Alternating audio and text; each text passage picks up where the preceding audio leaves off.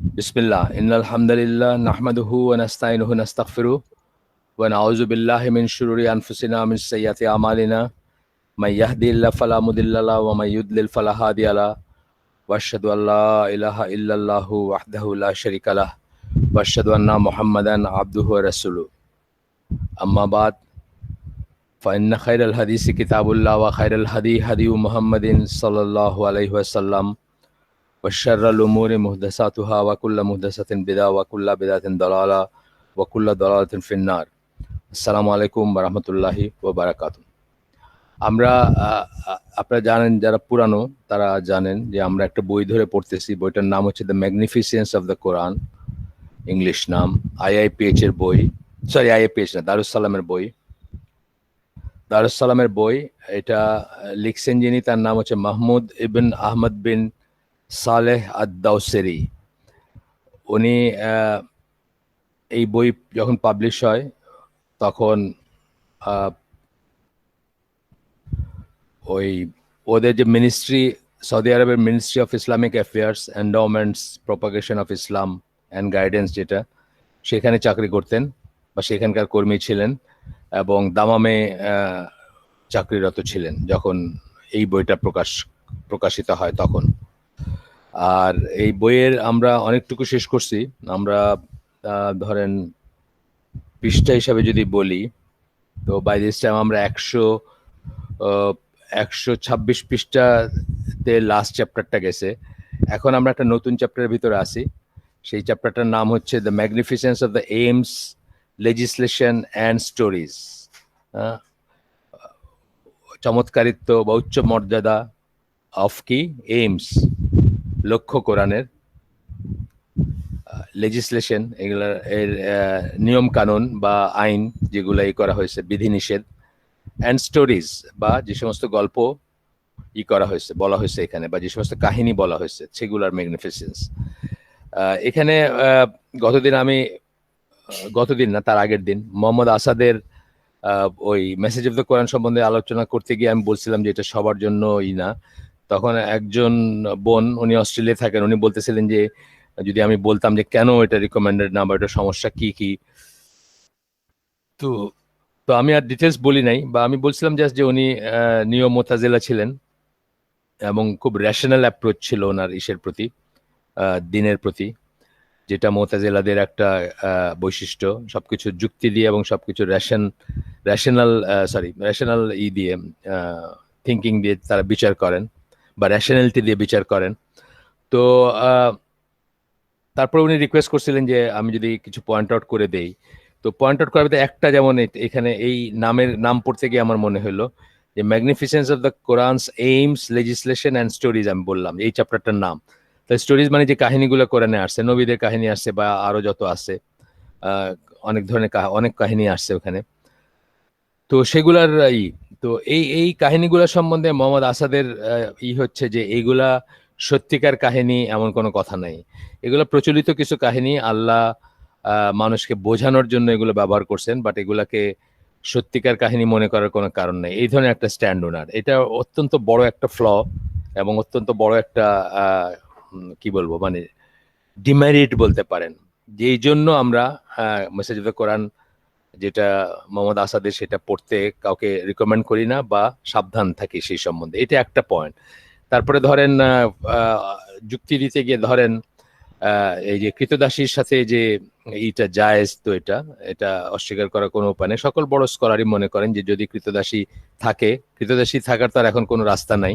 যদি থাকতো, এখন থেকে 1000 বছর পরে যদি আবার কখনো থাকে, যে আরেকজন খলিফা, তার আন্ডারে মুসলিমরা বিধর্মীদের সাথে কোনো যুদ্ধ হইল ইনসিডেন্টালি, এবং সেই যুদ্ধে যদি যুদ্ধবন্দী থাকে এবং তাদেরকে যদি তিনি ডিসাইড করেন যে ডিস্ট্রিবিউট করে দেবেন, আর ডিস্ট্রিবিউট করে দিলে যদি কোনো মুসলিম কৃতদাসী পান তার ভাগে, সেই কৃতদাসী তার জন্য বৈধ।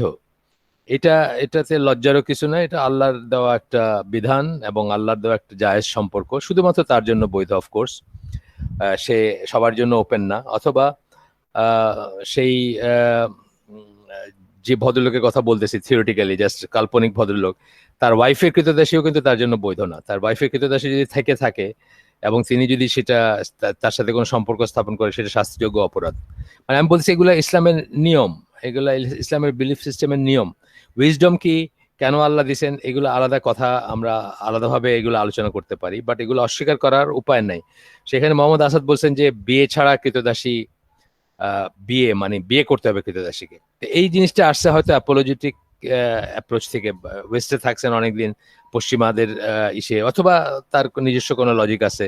এইরকম আরো অনেক অনেক ব্যাপার আছে, মানে একটু একটু করে, এটা যে খুব বড় ব্যাপার তা না, কিন্তু স্টোরিটা খুব বড় ব্যাপার, এটাও বড় ব্যাপার। মানে আল্লাহ যেটা বৈধ করছেন বা আল্লাহ যেটা বলছেন সেটা আপনার কাছে যদি আপনি তার উল্টা গিয়ে যদি আরটা ইন্টারপ্রিট করার চেষ্টা করেন, সবাই যেটা বুঝছেন ক্লাসিক্যাল সময়কার মানুষজন বা সেই সালাফরা যেটা বুঝছেন তার এগেনস্টে গিয়ে আপনি এখন অন্যদের কাছে যুক্তিযুক্ত হবে বা অন্যদের কাছে শুনতে ভালো লাগবে, অথবা আপনার যুক্তিতে এটা গ্রহণযোগ্য হবে সেভাবে ইন্টারপ্রেট করাটা ঠিক না। এরকম আরো অনেক জিনিস আছে। এই ইসমাইল না ইসহাক, এটা একটা বিতর্ক আসছিল না কয়েক বছর আগে, এখন থেকে হয়তো 7-8 বছর আগে বা একটু আগে, একজন খ্রিস্টান, তার খ্রিস্টান বা হিন্দু, আমি ঠিক ভুলে গেছি, খ্রিস্টান হইতে পারে হিন্দু হইতে পারে, বাংলাদেশি, এটা কোর্ট পর্যন্ত গেছিল যে সে উল্টাপাল্টা কি সব বলছে। তো মোহাম্মদ আসাদেরও এরকম ছিল, এটা সম্বন্ধে সবাই এগেনস্টে বা সবাই বিপরীতে গিয়ে একটা ভিউ ছিল। যাই হোক, আমরা আজকের বিষয় এটা না। তো আমি যেটা বলতেছিলাম যে magnificence of the aims legislation পড়তে গিয়ে আমরা এটাতে দেখছিলাম যে কতগুলা সাবসেকশন আছে। সেকশন 1 ছিল correcting people's belief and outlook on life, মানুষের বিশ্বাস এবং আউটলুক। আউটলুকটা উনি বলছেন, আমি বুঝতে পারছি যে উনি এটা ওয়ার্ল্ড ভিউ বোঝাইতে গিয়ে আউটলুক কথাটা বলছেন। তো আমরা দেখব পরে মানুষের বিশ্বাস এবং আউটলুক চেঞ্জ করা, জীবনের প্রতি মানুষের যে দৃষ্টিভঙ্গি হবে সেটা চেঞ্জ করার। তার ভিতরে 3টা জিনিস নিয়ে কথা বলছেন মেইনলি। আমরা জানি যে সকল নবী পয়গম্বর 3টা জিনিস নিয়ে কথা বলেন বা বলছেন, বলে গেছেন। সেগুলা কি? তাওহীদ, রিসালা এবং আখিরাত। এই সংক্রান্ত বিশ্বাসগুলা ঠিক করা, কারেক্টিং, মানে কোরআনের এইমের একটা একটা এই সেকশন এটা বলতেছেন যে আপনার কোরআনের এইম এর আন্ডারে বলতেছেন যে আপনার এখানে তাহলে পড়ে দিই আমি, কোরআনের এইমের ভিতরে উনি কি কি করবেন। এইম মানে লক্ষ্য, লক্ষ্যের ভিতরে উনি কি কি আলোচনা করবেন একটু পড়ে দিই আমরা, তারপরে যাই আলোচনায়। প্রথমটা বলতেছেন correcting people's belief and outlook on life. একটা হলো বিলিফ বা বিলিফস, হচ্ছে বিশ্বাসগুলো ঠিক করা, এবং ওয়ার্ল্ড ভিউ ঠিক করা, জীবনের প্রতি আউটলুক কি হবে।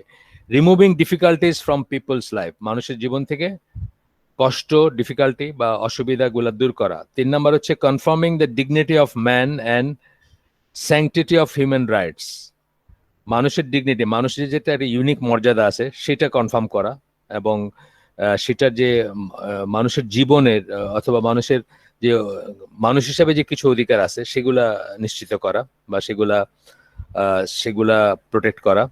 তারপরে সেকশনটা 8-এর আন্ডারে, এই এইমস এর আন্ডারে যেগুলো পড়বেন। 4 নাম্বার হচ্ছে promoting strong family morals and doing justice to women. Strong family morals, পারিবারিক নৈতিকতা, স্ট্রং নৈতিকতার প্রমোট করবে, মানে কোরআনের এইমের ভিতরে। এবং doing justice to women, justice বলছেন কিন্তু ইকুয়ালিটি বলেন নাই। সুবিচার করবেন, কার প্রতি? মেয়েদের প্রতি সুবিচার করার ব্যাপারটা নিশ্চিত করবে কোরআনের লক্ষ্যের ফ্যামিলি এবং মেয়েদের প্রতি। আচ্ছা, সেকশন 5 নাম্বার সেকশন আসবে bringing happiness two human beings in both this world and the here after. দুনিয়া এবং আখিরাতে মানুষ যেন সুখী হয় সেটা ব্যবস্থা করা বা সেটার দিকে মানুষকে পরিচালিত করা। যাই হোক, এগুলো জাস্ট আমি একটু বলে নিলাম এসে। তো কারেক্টিং পিপলস বিলিফ, মানুষের বিশ্বাসগুলো শুদ্ধ করা, এবং আউটলুক অন লাইফ এবং ওয়ার্ল্ড ভিউ ঠিক করা, এইটা ছিল আমাদের গতদিনেরই। আমরা এটা পড়তে পড়তে একটা জায়গায় এসে শেষ করছিলাম, সেটা ছিল রিসালাত সম্বন্ধী একটা জায়গায় এসে আমরা ক্ষান্ত হয়েছিলাম ওই দিন। ওইখানে পর থেকে পড়বো বা একটু ওভারল্যাপ করবো আমি। সেটা হচ্ছে যে ওই আয়াতটা যে আয়াতগুলো পড়ছিলাম লাস্ট আমরা, বা যে আয়াতগুলো রেফারেন্স ছিল সেগুলো ছিল সূরা গাশিয়ার 21-22 নাম্বার আয়াত, যেখানে বলতেছেন prophets do not have the power to guide the hearts of men. মানুষের হৃদয় পরিবর্তন বা অন্তর পরিবর্তন করার ক্ষমতা নবীদের নাই। Their duty is simply to convey their message. তাদের ডিউটি হচ্ছে বা তাদের কর্তব্য হচ্ছে মানুষকে শুধুমাত্র বাণীটা পৌঁছে দেওয়া, ওয়াহির বাণী পৌঁছে দেওয়া, আল্লাহ যা পৌঁছে দিতে বলছেন তা পৌঁছে দেওয়া। And then the power to guide or misguide is in the hands of Allah. তারপরে হেদায়েত হবে নাকি পথভ্রষ্ট হবে এটা আল্লাহর উপরে, আল্লাহর হাতে। এই জন্য প্রতিনিয়ত দোয়া করব আমরা, প্রতিনিয়ত। আমি তো রোজ করি, ইয়া মুকাল্লিবাল কুলুব সাব্বিত কালবি আলা দীনিক।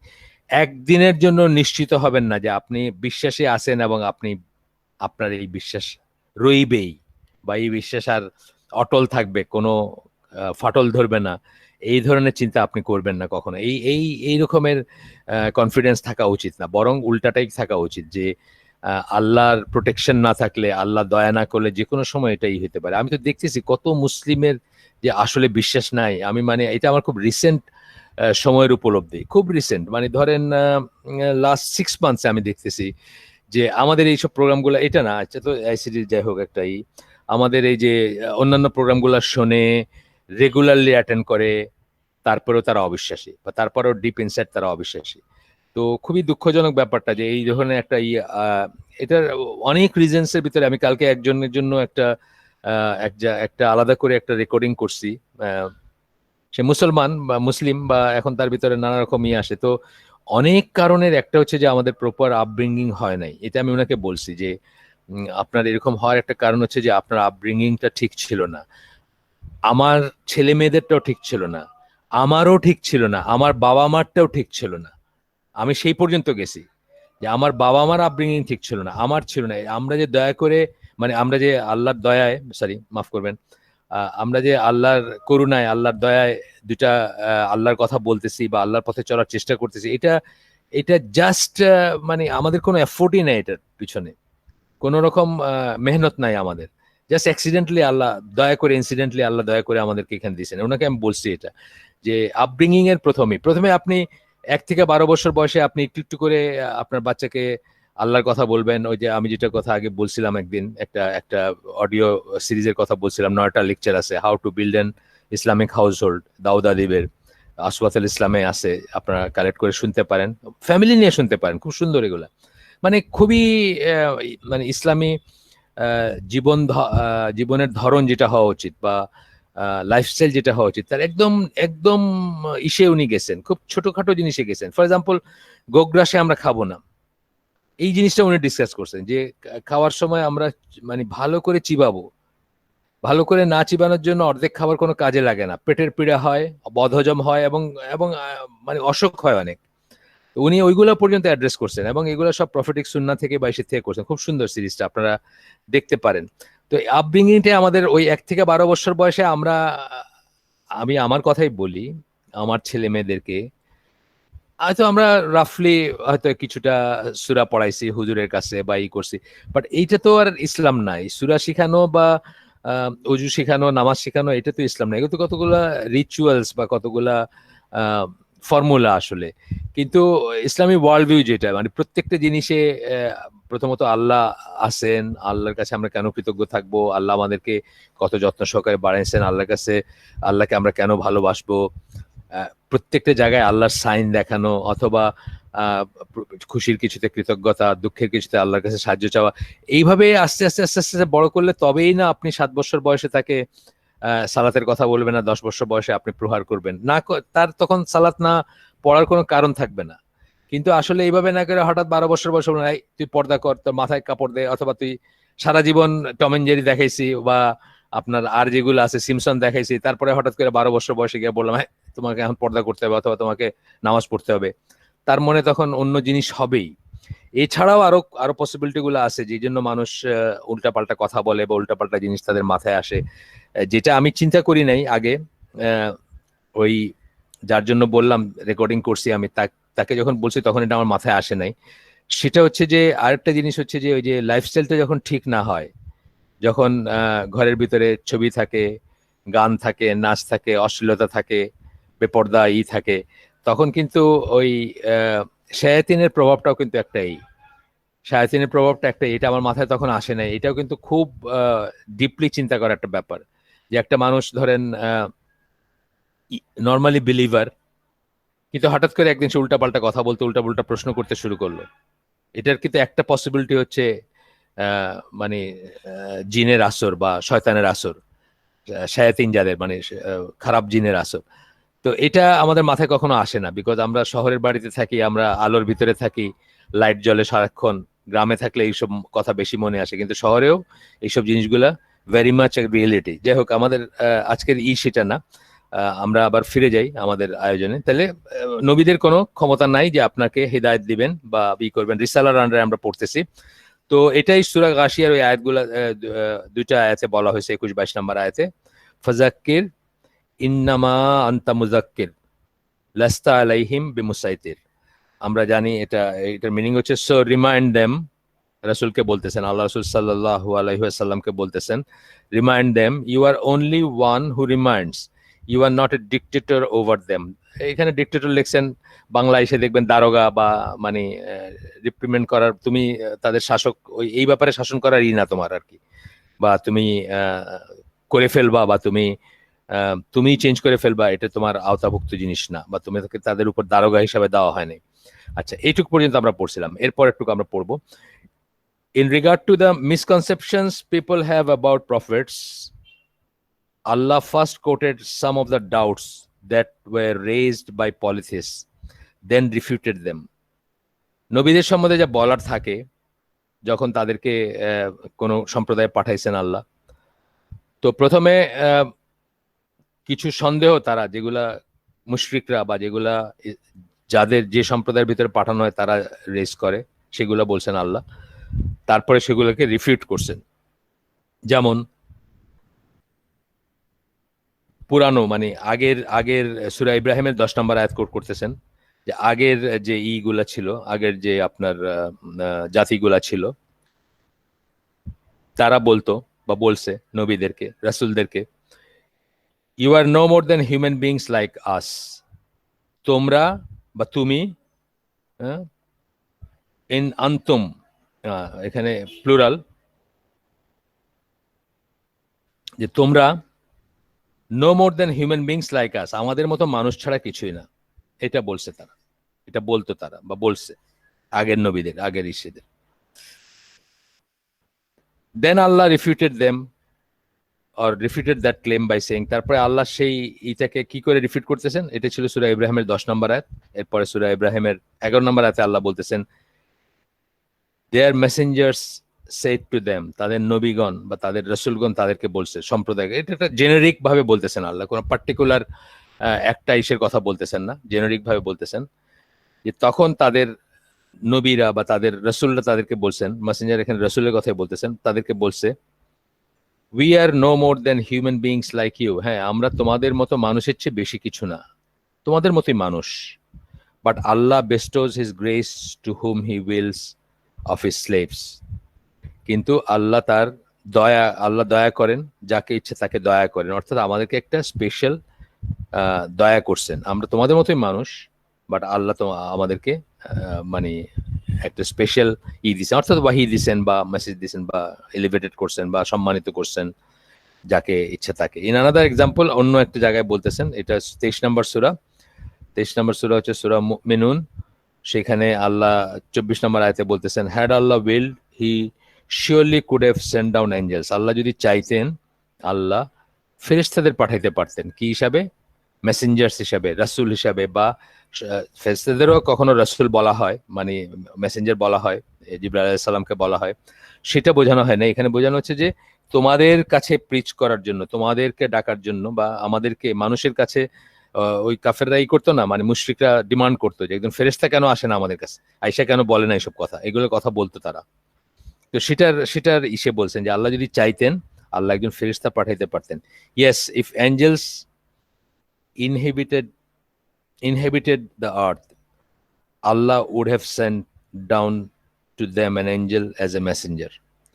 যদি তারা পৃথিবীর বাসিন্দা হইতো, পৃথিবীতেই থাকতো, বা মানুষের অংশ হইতো, মোট কথা হচ্ছে যে মানুষের ভিতর থেকে রাসূলি করা হয়েছে, কারণ সে মানুষের কাছে মানুষের লাইফ সম্বন্ধে বলবে।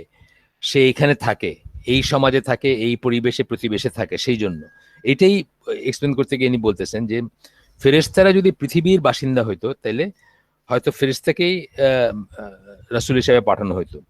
But because human beings inhabit the earth, যেহেতু মানুষ এই এই পৃথিবীতে বসবাস করে বা পৃথিবীর ইসে পরিবেশ প্রতিবেশে বসবাস করে, it is only fitting that a human Messenger should be sent to them. সেই ক্ষেত্রে এটাই প্রযোজ্য বা এটাই প্রপার, এটাই সঠিক যে একজন মানুষকে তাদের কাছে রাসূল হিসেবে পাঠানো হবে, যিনি তাদের সুখ দুঃখ সমস্যা, মানবিক সমস্যাগুলা, মানবিক সুখ দুঃখগুলা, মানবিক কষ্টগুলা অথবা মানবিক কি বলবো মানে এই চিন্তাধারাগুলাকে বেটার বুঝবেন বা রেডিলি বুঝবেন। এরপরে এখানে কোট করতেছেন সূরা আল ইসরার 95 নম্বর আয়াত, যেখানে আল্লাহ বলেন, say if there were on earth angels walking about in peace and security, we should certainly have sent down for them from the heaven an angel as a messenger. এখানে এটা যদি ঈশের নিবাস হইতো, ফেরেশতাদের নিবাস হইতো, বসবাস আবাসস্থল হইতো, বলছেন যে walking about in peace and security, যে ফেরেশতারা এখানে হেঁটে বেড়াইতো, তাদের থাকার জায়গা এটা, তাহলে আমরা ফেরেশতাকে এই রাসূল হিসেবে পাঠাইতাম। সূরা আল ইসরা 95 নম্বর আয়াত গেল। এইটুকুর আন্ডারে আমাদের দুইটা পয়েন্ট গেল। এটুকু বলতে correcting people's belief and outlook on life, এর আন্ডারে আমরা বলছি যে তাওহীদ রিসালা এবং আখেরা নিয়ে আলাপ করবেন। তাওহীদ রিসালা গেছে, এখন আখেরাতের ব্যাপারে আসতেছে। তাওহীদ এবং রিসালার সম্বন্ধে মানুষের যে ভুল বিশ্বাস অথবা যে প্রি-অ্যাজাম্পশন থাকতে পারে, যেমন অথবা কারো একটা নোশন থাকতে পারে যে আল্লাহ কেন ফেরেশতা পাঠালেন, রিসালা সম্বন্ধে, এটা তাওহীদ সম্বন্ধে যেগুলা মানে তাওহীদের পরিপন্থী যে সমস্ত বিশ্বাসগুলো ছিল মানুষের বা থাকে, সেগুলা কারেক্ট করতে পাঠান। এখন হলো লাস্টটা হচ্ছে believes about faith in the here after, আখেরাতের। আর এই তিনটা পয়েন্ট যদিও নবীদের মিশন বা রসুলদের মিশনের মেইন কথা, কিন্তু তার ভিতরে আবার এই দুইটা, প্রথম 1 নাম্বারটা 3 নাম্বারটা, তাওহীদ এবং আখিরাত, অর্থাৎ আল্লাহ এবং আখিরাত, এই কথাগুলো কিন্তু কোরআনে বারবার আসছে। যারা আল্লাহ এবং আখিরাতে আশা রাখে, যারা আল্লাহ এবং আখিরাতে বিশ্বাস করে, এইভাবে আসছে এই কথাগুলা।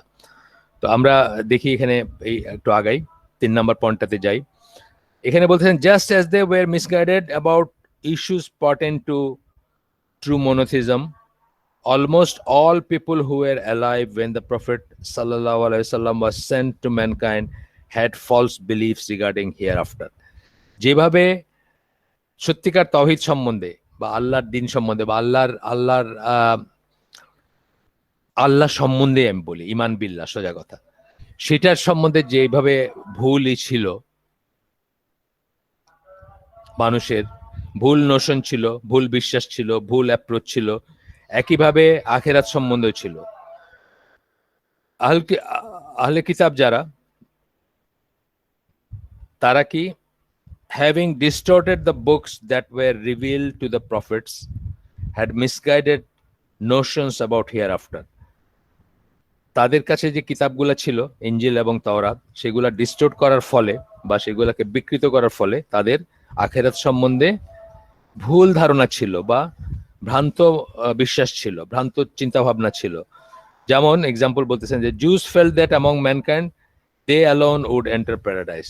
ইহুদিরা মনে করতো যে মানব জাতির ভিতরে তারাই শুধু জান্নাতে যাবে, তারা চোজেন পিপল, তারা আল্লাহর নির্বাচিত জনগোষ্ঠী, তারাই শুধু এসে যাবে, বিশেষ সম্পর্ক তাদের। সূরা জুমাতে তাদের কথায় তারা কি মনে করে সেটা খুব সুন্দর করে আল্লাহ এক্সপ্লেন করছেন, যে তারা ইনজামতুম আন্নাকুম আউলিয়া লিল্লাহি মিন দুনিন নাস, এই কথাগুলো আছে যে মানে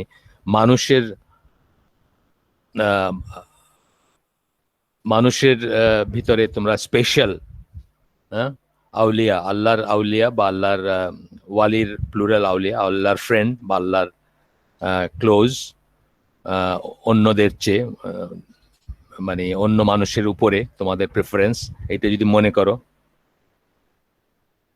আন্নাকুম আউলিয়া লিল্লাহি মিন দুনিন নাসি ফাতামান্নাউল মাউতা ইন কুনতুম সাদিকিন, তাহলে মৃত্যুর কামনা করো, তাইলে তোমাদের তো আর মৃত্যুর কোনো ভয় নাই বা মৃত্যু নিয়ে কোনো চিন্তা নাই। তাহলে মৃত্যু মৃত্যু চাও যদি মনে করে যে তোমরা স্পেশাল আল্লাহর বেলাভেড বা আল্লাহর প্রিয়, তাহলে মৃত্যু কামনা করো। তারপরে আল্লাহ বলতেছেন যে কোনোদিন করবে না তারা, কারণ তারা জানে তারা কি পাঠাইছে তাদের, মানে অর্থাৎ তাদের আর্নিং কি, তাদের আর্নিং কি, বিশেষ করে তাদের ভিতর যারা রাব্বাই বা যারা ছিল ধর্মযাজক ছিল, যারা ছিল ক্লার্জি ছিল, তারা জানতো যে তারা এটার ভিতরে কত মিথ্যা কথা বলছে, কত মিথ্যা ঢুকাইছে বা মানুষকে কিভাবে ডিসিভ করে যাইতেছে। সুতরাং তারা ওই মৃত্যু চাওয়ার মতো সাহসটা তাদের থাকবে না। এটা ওই যে মুবাহালা বলে একটা কথা আছে না কোরআনে, যে মানে এটা একটা সিস্টেম ছিল তখন, বা ইভেন আল্লাহ রাসূল সাল্লাল্লাহু আলাইহি ওয়াসাল্লামও এটা করছেন বা করতে বলছেন খ্রিস্টানদের, যে যদি আমি ঠিক হই তাহলে আমার উপর আল্লাহর মানে আমি আল্লাহরই চাইতেছি যে আমাকে আল্লাহ প্রোটেক্ট করবেন, আর যদি তুমি ঠিক হও তাহলে তোমায় করবেন, যে ভুল হবে তার উপর আল্লাহর গজব আসবে বা তাকে আল্লাহ সে মৃত্যু কামনা করবে, বা এরকম কথাবার্তা তখন ছিল আর কি, তাই না? মানে খ্রিস্টানদের সাথে, নাজারানের খ্রিস্টানদের সাথে এরকম ডায়লগ হয়েছিল আল্লাহ রাসূল সাল্লাল্লাহু আলাইহি সাল্লামের, এবং ইহুদিদের এইটাই বলা হচ্ছে যে তারা যেন মৃত্যু চায়। ওই কি বলে সূরা জুমার যে আয়াতটা বললাম, যে জায়গাটা বললাম, আমি প্রথম থেকে পড়ে আসি নাই, পুরাটা তেলাওয়াত করলাম না, জাস্ট অংশটুকু বললাম আপনাদেরকে। আমাদের অবস্থা তো মতো, ওই যে ওই কি বলে পথে ঘাটে যে ওষুধ ক্যানভাস করে তাদের মতো, পুরাটা আগের থেকে পড়ে না আসলে সুন্দর করে বলতে পারি না। তা আমি মাঝখান থেকে একটু বললাম, আশা করি ঠিক হয়েছে, ভুল হয় নাই ইনশাল্লাহ বা আলহামদুলিল্লাহ। তো তারপরে বলতেছি যে মানে আমাদের অবস্থা ওইরকম যে আমরা পেছন থেকে পড়ে আসতে হয় আর কি। ঔষধের ক্যানভাসার যারা, তারা কিন্তু মাঝখান থেকে করতে পারে না ক্যানভাস, ওই পেছন থেকে পড়ে আসতে হয়, নাহলে ভুলে যায়। মাঝখান থেকে আপনি একটা জায়গায় যদি বাগড়া দিয়ে দেন, আবার পেছন থেকে পড়ে আসবে। তো যাই হোক, তো এখন এই ইহুদিদের কথা বললেন যে ইহুদিদের এরকম ছিল, অর দ্যাট ইভেন যদি তাদের, অথবা তারা এটাও বিশ্বাস করতো যে যদি শাস্তি পাইতেই হয় বা আল্লাহ যদি শাস্তি দেনও, সেটা খুব অল্প সময়ের জন্য দেওয়া হবে। As for the polytheist of Arabia, they did not even believe in resurrection after death. আর মুশরিক যারা, তারা যে আবার পুনরুত্থিত হবে, এইটাই তারা বিশ্বাস করতো না। বা পুনরুত্থান সম্বন্ধে আমরা এখনো কি দেখি, আমাদের বুদ্ধিস্ট যারা আছে আশেপাশে, আমাদের এতদান চলে, মানে ইন্ডিয়া, বাংলাদেশ, পাকিস্তানে হিন্দু বা বুদ্ধিস্ট যারা আছে, তারা কি, তারা পুনর্জন্মে বিশ্বাস করে। তারা বারবার আসবে, এবং যতক্ষণ পর্যন্ত বুদ্ধ যারা, তারা বিশ্বাস করে কি, যতক্ষণ তারা নির্বাণ লাভ না করবে, মানে পারফেকশনে না যাবে, ততক্ষণ তারা এই লাইফের কষ্টটা বহন করতে বারবার আসবে পৃথিবীতে। আপনি তো জানেন, বলছি বোধহয় আগে, যে বুদ্ধিজমের একটা হচ্ছে যে life is a universal suffering caused by ignorance. মানে জীবনটা হচ্ছে একটা ইউনিভার্সাল সাফারিং, মানে বিশ্বজনীন সাফারিং, মানে কি, কষ্ট বা শাস্তি যাই বলেন, কজড বাই ইগনোরেন্সের জন্য হয়। তাহলে নির্বাণা যখন লাভ করবেন, আপনি জ্ঞান লাভ করতে করতে বা পারফেক্ট হইতে হইতে নির্বাণা লাভ করলে, তখন আপনি আর ফিরে আসবেন না। কিন্তু তার আগে পর্যন্ত কখনো কুকুর, গরু, ছাগল, মানুষ, যেই ডিফারেন্ট ফর্মে ফিরে আসবেন। যাই হোক, এরপরে because of the many false belief or false notions people held about the hereafter, the Quran relied on various approaches to establish in people's heart true beliefs about what happens after we depart from this world. কোরআন নানাভাবে মানুষকে বোঝাইতে চেষ্টা করছে যে আমরা আমাদের মৃত্যুর পরে কি হয়, কি হতে যাচ্ছে, কি দেখতে যাচ্ছি, কি এক্সপিরিয়েন্স হবে, সেটা কোরআন পরিষ্কার করতে চাইছে আমাদের কাছে। প্রথমে আসতেছে সূরা রুম 30 নম্বর সূরা 27 নম্বর আয়াত। আল্লাহ বলতেছেন, and he it is who originates the creation, then will repeat it after it has been perished, and this is easier for him. আল্লাহ প্রথম সৃষ্টিটা করছেন বা প্রথমবার সৃষ্টি করছেন, এবং আবার সৃষ্টি করবেন এটা প্যারিশড হয়ে যাওয়ার পরে, অর্থাৎ ধ্বংস হয়ে যাওয়ার পরে। আমরা জানি কিয়ামতে সবকিছু ধ্বংস হয়ে যাবে, তারপরে আবার তারা পুনরুত্থিত হবেন, সবকিছু পুনরুত্থিত হবে, এই কথাটাই বলতেছেন। মানে সবাই বা সবাইকে পুনরুত্থিত করা হবে। এটা আল্লাহর জন্য ইজি।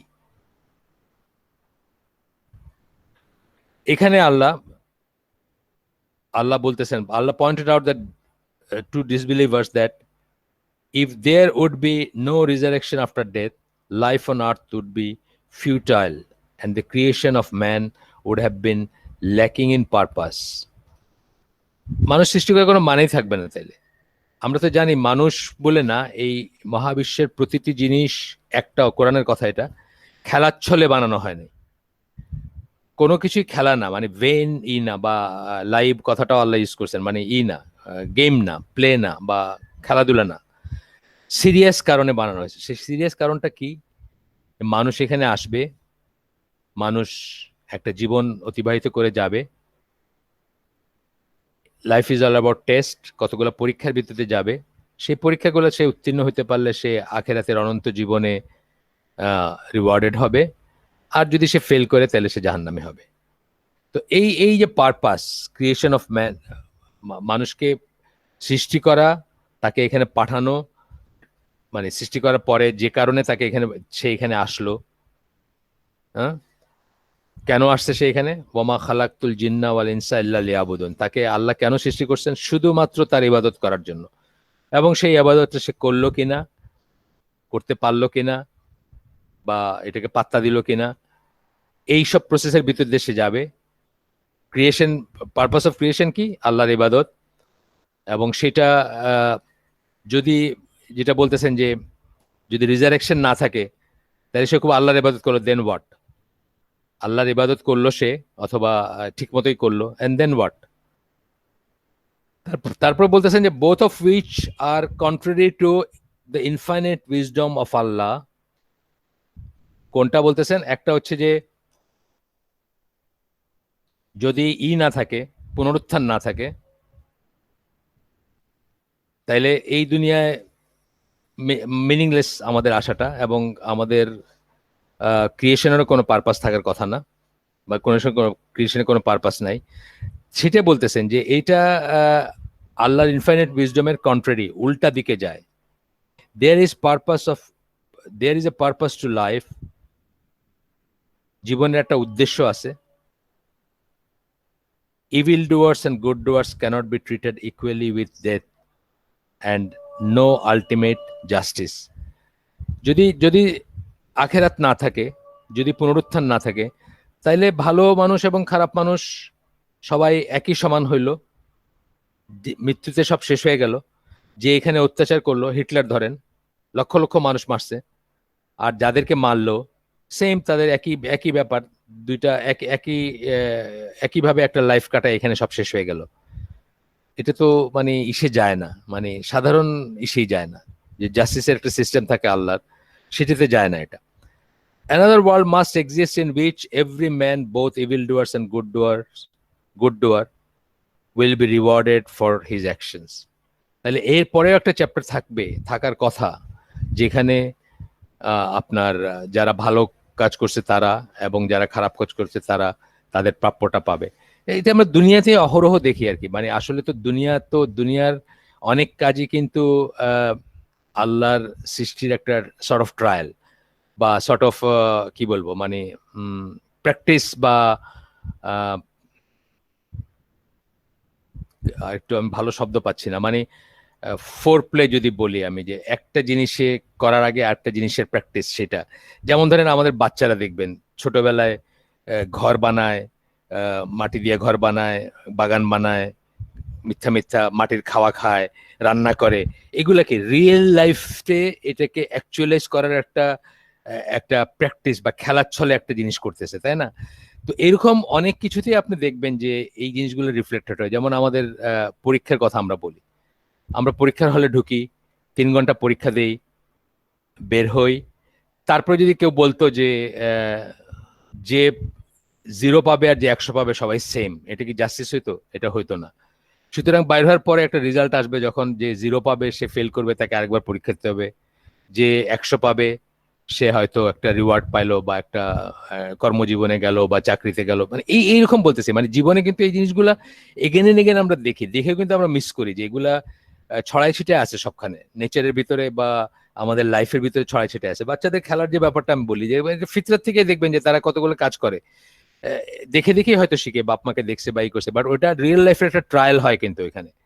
তারা খেলার ছলেই রান্না করতেছে, একে দিতেছে ওকে দিতেছে, অ্যান্ড দেন রিয়েল লাইফে গিয়ে তারা রিয়েল জিনিসটা করতেছে। একইভাবে আমাদের পরীক্ষাগুলো যেগুলো বা জীবনে যে রিওয়ার্ড এবং পানিশমেন্টের ব্যাপারগুলো আছে, এই দুনিয়াবি লাইফে যেগুলো আছে সবকটাই কারেক্ট, আমি সেটা বলতেছি না, বা সবকটা জাস্টিফাইড সেটা বলতেছি না, বাট ওগুলো থেকে আমরা বুঝি যে এটা হইতে পারে না, এটা এটা এগেনস্ট যায়, জাস্টিস যায়, বা এগেনস্ট আল্লাহর উইজডম যায়, বা এগেনস্ট সৃষ্টির উদ্দেশ্য যায়। আচ্ছা, এখানে সূরা মুমিনুন, সূরা মুমিনুন 23 নম্বর সূরা 115 নম্বর আয়াত কোট করতেছেন, did you think that we created you in play, এই যেটা আমি একটু আগে বললাম যে খেলার ছলে বানাইছি, তোমরা কি মনে করছো যে তোমাদেরকে খেলার ছলে বানানো হয়েছে আউট অফ, মানে উইদাউট এনি পারপাস, কোনো কারণ ছাড়া, কোনো উদ্দেশ্য ছাড়া, and that you would not be brought back to us, এবং তোমাদেরকে আমাদের কাছে ফিরায় নিয়ে আসা হবে না। আল্লাহ পরিষ্কার করে দিলেন যে খেলার ছলে বানানো হয় নাই, পারপাস নিয়ে বানানো হয়েছে। মানুষের পারপাসটা আমি আগেই বলছি, শুধুমাত্র আল্লাহর ইবাদত করার জন্য। আর এই দুনিয়াতে সে একটা টেস্ট দিতে আসছে, যে সে ইবাদতটা করলো কিনা, করতে পারলো কিনা, করবে কিনা, না দেখে আল্লাহ বিশ্বাস করবে কিনা, না দেখে আল্লাহর অনুশাসন গুলাকে মানবে কিনা। ইমানের ব্যাপারটা তো তাই। এবং একটা আল্লাহ সন্তুষ্টির দিকে একটা জীবন, মানে সন্তুষ্টির উদ্দেশ্যে একটা জীবন কাটায় গেলে তারপরে আবার ফিরে যাবে সে আল্লাহর কাছে, এবং যাওয়ার পরে সেখানে আল্লাহ তাকে রিওয়ার্ড অথবা পানিশমেন্ট যেটা তার প্রাপ্য সেটা তাকে দিবেন। এই আচ্ছা, এরপরে আরেকটা আয়াত আমরা পড়বো, সেখানে আল্লাহ বলেন, সূরা সদ 27, একটা না দুইটা আয়াত, 27-28 নম্বর আয়াতে আল্লাহ বলতেছেন, and we created not the heaven and the earth and all that is between them without purpose, এই আকাশসমূহ এবং পৃথিবী এবং তার মাঝখানে যা আছে, অর্থাৎ মহাবিশ্বের সবকিছু, সেগুলো আমরা উদ্দেশ্য ছাড়া, উই বলছেন আল্লাহ এখানে, উদ্দেশ্য ছাড়া সৃষ্টি করি নাই। That is the consideration of those who disbelieve, যারা অবিশ্বাসী তারা মনে করে এগুলোর কোনো পারপাস নাই, আকাশসমূহ, পৃথিবী, এগুলোর কোনো পারপাস নাই। আমি তো বলছি আপনাদেরকে আগেও, বা আবারও বলতেছি, প্রতিটি ধূলিকণা পারপাস আছে, প্রতিটি ধূলিকণা একটা সৃষ্টি, যেটা সারা বিশ্বের মানুষ একত্র হয়েও সৃষ্টি করতে পারবে না ফ্রম নাথিং। সারা পৃথিবীর সব মানুষ একত্র হয়ে, জিন ইনসান একত্র হয়ে একটা ধূলিকণা সৃষ্টি করতে পারে না ফ্রম নাথিং, যেভাবে আল্লাহ সৃষ্টি করছেন। সুতরাং প্রতিটি ধূলিকণার পারপাস আছে, আর আপনার আমার তো আছেই। তারপরে বলতেছেন, দেন ও দুর্ভোগ তাদের, টু দোজ হু ডিসবিলিভ, যারা অস্বীকার করে, দুর্ভোগ তাদের। এই ডিসবিলিভ করেই ব্র্যাকেটে দিয়েছেন ইন ইসলামিক মনোথিজম, এটা ওনারা অলওয়েজ পয়েন্ট আউট করেন, সৌদি আরব থেকে যে বইগুলো বিশেষ করে প্রকাশিত হয়, যে কিসের ডিসবিলিভ। মেইন কথাটা হচ্ছে যে তৌহিদে, মেইন কথাটা হচ্ছে আল্লাহর একত্বে, মেইন কথাটা হচ্ছে যে আল্লাহ ছাড়া যে কোনো ইলা নাই, এই ব্যাপারটা ডিসবিলিভ, মেইন পয়েন্টটা এটা। তারপর বলতেছে কি, দেন ও টু দোজ, তাদের দুর্ভোগ, যারা অবিশ্বাসী বা বিশ্বাস করে না, অবিশ্বাস করে আর কি, সোজা কথা, বিশ্বাস করে না। আচ্ছা, ফ্রম দ্য ফায়ার।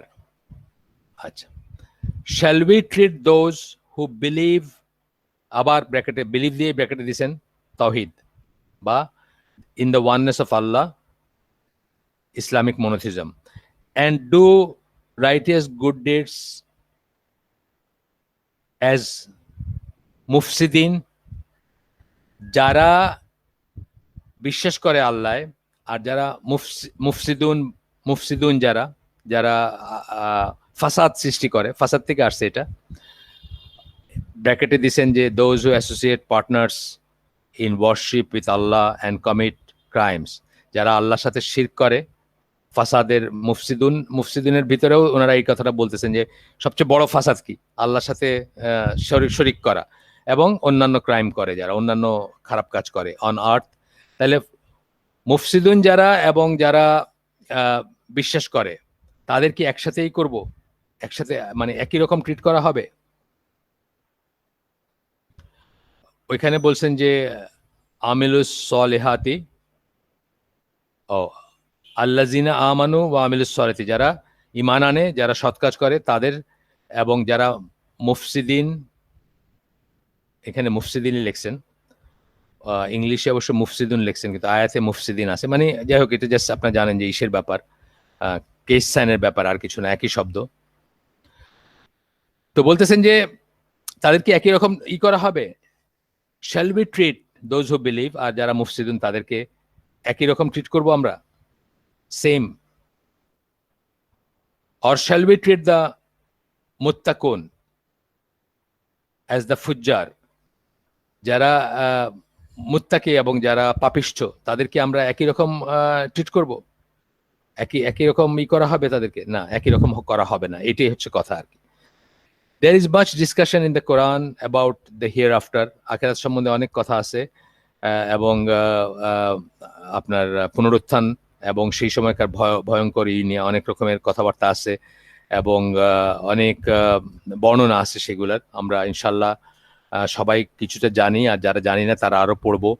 এটা নিয়ে তো আপনাদের বলছি যে সবাই জন্য কালেক্টেবল, ইনশাল্লাহ আপনারা পারলে কালেক্ট করবেন।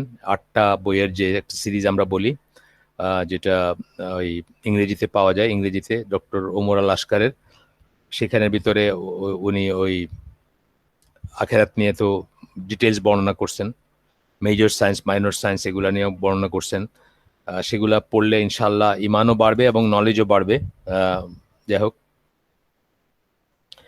তারপরে বলছেন regarding the hereafter, the Quran also corrected the false notion that the false gods of polytheists will intercede for them. Quran আখিরাতের কথা বলতে গিয়ে এটাও পরিষ্কার করে দেয় যে এই নোশনটা যে মুশরিকদের, তখনকার মুশরিকদের এবং এখনকার মুশরিকদের, তখনকার মুশরিকদের ফলস গড এক ধরনের ছিল, এখনকার মুশরিকদের ফলস গড আরেক ধরনের, বা এখনকার মুসলিম নামদারি মুশরিকদেরও ফলস গড আরেক ধরনের। তো তখনকার মূর্তিমার্তি ছিল, এখনকার কিন্তু একদম লিভিং হিউম্যান বিংকেও মানুষ মনে করে যে তারা তাদের জন্য ইন্টারসিড করবে, অর্থাৎ মধ্যস্থতা করবে আল্লাহর কাছে, মধ্যস্থতা করে তাদেরকে বেহেশতের টিকিট দেওয়াই দিবে। মুসলিম নামধারী মুশরিক যারা, তাদের ভিতরে এই বিশ্বাস আছে। Or that so called saints will intercede for the people of the book, অথবা যারা আহলে কিতাব তাদের ভিতর সেন্ট থাকে, যেমন আপনারা জানেন যে ধরেন ফর এক্সাম্পল ওই সেন্ট দিয়ে অনেকের নাম দেয় না, এখন মাদার তেরেসাকেও সেন্ট উপাধি দেওয়া হয়েছে, বা দেখবেন যে অনেক খ্রিস্টান নামে দেখবেন যে সেন্ট কথাটা আসবে। এরা অন্যদেরকে নাজাত দিতে পারে, অন্যদের হয়ে সুপারিশ করতে পারে, অন্যদেরকে মানে আল্লাহর কাছে তাদের করতে পারে, আল্লাহর কাছে তাদের জন্য মধ্যস্থতা করতে পারে ইত্যাদি বিশ্বাস করে অনেকেই। সেগুলোর কথা বলা হয়েছে। Intercession will occur only by the permission of Allah. আমরা জানি আয়াতুল কুরসিতে যে কোনো রকম সুপারিশ, তখন সুপারিশ করার স্কোপ আসবে, কিন্তু আল্লাহর লাগবে, আল্লাহর পারমিশন লাগবে। শুধুমাত্র আল্লাহর পারমিশন বা আল্লাহর অনুমোদন সাপেক্ষেই কেউ সুপারিশ করতে পারবে। It will only be on behalf of true monotheist, যারা তৌহিদের উপর থাকবে শুধু তাদের ব্যাপারেই সুপারিশ করা যাবে, তাদের জন্যই সুপারিশ করা যাবে। কাফের মুশরিকের জন্য বা যারা শিরকের উপর, কুফরের উপর মারা যাবে বা থাকবে, তাদের জন্য কোনো সুপারিশ নাই। এটা আজকে আমরা এইটাও মাইন্ডসেট ঠিক করে নেওয়া উচিত আর কি। এটা আমরা জানি যে নবীদের বাপ মাদের জন্যই নাই, ইব্রাহিম আলাইহিস সালামের বাবার জন্য নাই, রাসূল সাল্লাল্লাহু আলাইহি সাল্লামের চাচার জন্য নাই, তারপরে কি বলে নূহ আলাইহিস সালামের ছেলের জন্য নাই, লূত আলাইহিস সালামের ওয়াইফের জন্য নাই, মানে নেক্সট অফ কিন যারা মানে একেবারে ক্লোজ, তাদের জন্যই কোনো খাটবে না, বিকজ সুপারিশ করা যাবে না, বিকজ তারা কাফের বা মুশরিক বা দুইটাই ছিলেন। আচ্ছা, it will only be on behalf of true monotheist, শুধুমাত্র যারা তাওহীদের উপর থাকবেন তাদের ব্যাপারেই শুধু সুপারিশ চলবে। And a specific instance of intercession can occur only if Allah is please with it, এবং কোনো পার্টিকুলার পার্সনের ব্যাপারে তখনই সুপারিশ করা যাবে যদি তার ব্যাপারেও আল্লাহর অনুমোদন থাকে। যিনি করবেন, এটা বারবার অনেকবার আমরা আলাপ করছি, নতুন করে আর ডিসকাস করার মানে ডিটেলস ডিসকাস করার দরকার নাই, যে তার ব্যাপারেও আল্লাহরই থাকবে, যে যার ব্যাপারে মানে দুইটা ব্যাপার, একটা হচ্ছে যিনি সুপারিশ করবেন তার পারমিশন লাগবে, আর যার ব্যাপারে করা হবে তার পারমিশন লাগবে, তবেই শুধুমাত্র আপনার করা যাবে, সুপারিশ করা যাবে। আচ্ছা, এখন আমাদের কয়টা বাজে আমি একটু দেখি, 14, আরো 15-16 মিনিট আছে। আমরা নেক্সট সেকশনটায় যাব। আমরা বলছিলাম যে এখানে কয়েকটা সেকশন আছে এবং সেই সেকশনগুলোতে কি কি আছে আমরা একটু করে প্রথমে বলে নিলাম না, বলে নিছি আমরা। এখন আমরা নেক্সট যেটা দেখব যে নেক্সট এই ইসের আন্ডারে নেক্সট সেকশনটাতে কি আছে। এই ইসের আন্ডারে নেক্সট সেকশনটাতে আছে removing difficulties from people's life. আপনার জীবন থেকে, মানুষের জীবন থেকে ডিফিকাল্টিস, কষ্ট, কাঠিন্য, অসুবিধা, এগুলা রিমুভ করা। এগুলা হচ্ছে কিসের আন্ডারে আসলো? এটা এইমস এর আন্ডারে আসলো। আমরা আগেই বলছি যে এইমস কি, ম্যাগনিফিসেন্স অফ দ্য কোরআনস এইমস, কোরআনের যে লক্ষ্যগুলা, সেগুলার যে মর্যাদা, সেগুলার যে চমৎকারিত্ব, এত মানে সেগুলোর যে গ্রেট একটা আজামাত যেটাকে আমরা বলি, সেটার সম্বন্ধে এখন কথা হচ্ছে। এবং আমরা সেকেন্ড ইসে যাচ্ছে, removing difficulties from people's life, মানুষের জীবন থেকে রিমুভ করা, আপনার কি বলে, কষ্ট রিমুভ করা। এখানে প্রথমে বলতেছেন লাইফ ইজ এ টেস্ট। এই কথাটা কিন্তু আমরা সবসময় মনে রাখবো।